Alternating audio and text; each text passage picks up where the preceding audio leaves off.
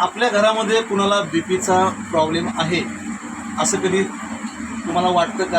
आणि गेल्यानंतर हॉस्पिटलमध्ये बीपी चेक केल्यानंतर बीपीची गोळी सुरू झालेली आहे असं तुमच्या घरी कोण आहे का?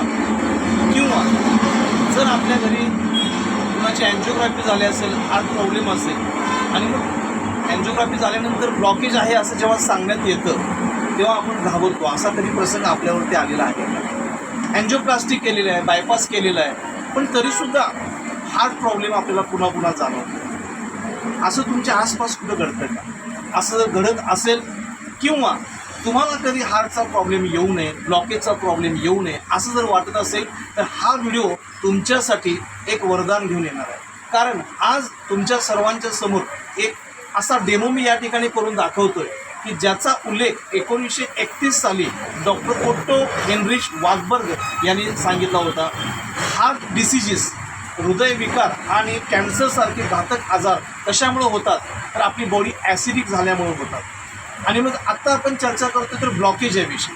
ब्लॉकेज कशाचं असतं तर आपण लिपिड प्रोफाईलमध्ये बघतो की ट्रायग्लिसराईड एक असा चिकट पदार्थ असतो की जो रक्तामध्ये मिक्स होत नाही, बाजूला राहतो. बॅड कोलेस्ट्रॉल म्हणू शकतो, ब्लड फॅट म्हणू शकतो की ज्याच्यामुळं बीपीचा प्रॉब्लेम येतो किंवा हार्ट डिसिजेस आपल्याला होतात, ज्याला आपण ब्लॉकेज म्हणतो, हार्ट अटॅक म्हणतो.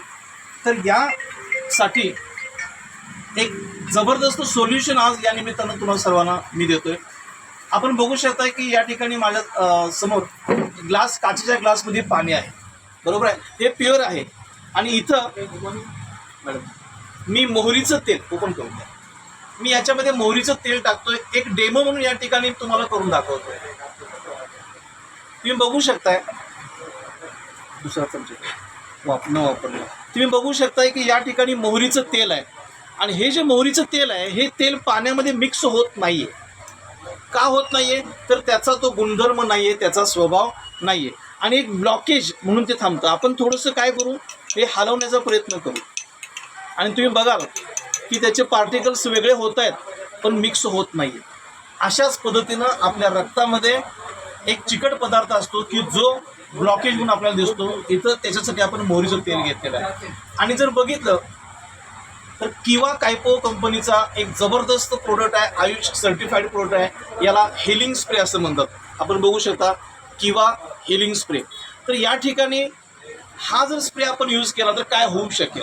आपल्याला ब्लॉकेज असो किंवा नसो, पण आपण जर डेली याचा वापर केला तर आपल्याला कधी ब्लॉकेज होऊ शकत नाही. आणि ज्यांना ब्लॉकेज आहे असं माहिती आहे किंवा बीपीचा प्रॉब्लेम आहे त्या लोकांसाठी तर हे वरदान असतं. याचं कारण असं की हा स्प्रे 3 वेळा स्प्रे करून पाण्यातून, काचेच्या ग्लासमधून आपण पाणी घेऊन त्याच्यातून ते पाणी दिवसातून एकदा रोज सकाळी आपण घ्यायचं. तर त्याचा परिणाम काय होतो आता आपण पाहू. 3 वेळा मी या ठिकाणी स्प्रे करतो.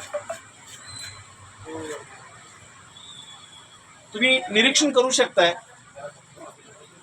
हलवू नका.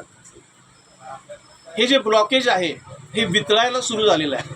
आपल्या शरीरामध्ये रक्तामध्ये आणि अवयवाच्या आजूबाजूला चरबी साठलेली असते. ही दोन्ही चरबी वितळवण्याचं काम हा हिलिंग स्प्रे करतो. थोडंसं मी आणखी सोपं करतो. तुम्ही बघू शकताय जे मिक्स होत नव्हतं ते पूर्णपणे ब्लॉकेज काय झालेलं आहे या ठिकाणी मिक्स झालेलं आहे. आणि जर बघितलं तर जे ऑइली होतं त्याचं हे पाणी झालेलं आहे. अर्थात हे पुन्हा टॉयलेट थ्रू बाहेर जातं. आपल्याला कधीही हार्टचा प्रॉब्लेम येऊ शकत नाही. तर यासाठी हा किवा कंपनीचा हिलिंग स्प्रे काम करतो. आता आपण बघायचं की या हिलिंग स्प्रेनं नेमकं केलं काय.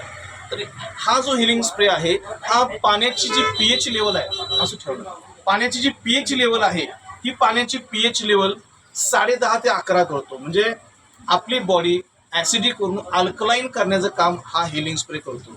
आणि डॉक्टर ओट्टो ज्यांना नोबेल पारितोषिक मिळालेलं आहे त्यांचं असं स्टेटमेंट आहे की अल्कलाईन बॉडीमध्ये हार्ट डिसिजेस किंवा कॅन्सर राहू शकत नाही आहे. तेव्हा हा जो हिलिंग स्प्रे आहे हा आपली बॉडी अल्कलाईन ठेवतो, 10.5 pH मेंटेन करतो की ज्यामुळं ब्लॉकेजसारखं घातक आजारसुद्धा आपल्याला कव्हर करता येऊ शकतो. तेव्हा तुम्हाला सर्वांना विनंती आहे की हा व्हिडिओ तुम्ही ऐकत असाल तर नक्कीच हा प्रोडक्ट घेण्यासाठी केव्हाच्या डिस्ट्रीब्युटरशी आपण संपर्क साधू शकता आणि जनजागरण म्हणून, आयुर्वेदाचा प्रचार म्हणून जास्तीत जास्त लोकांच्यापर्यंत हा व्हिडिओ शेअर करू शकता. धन्यवाद.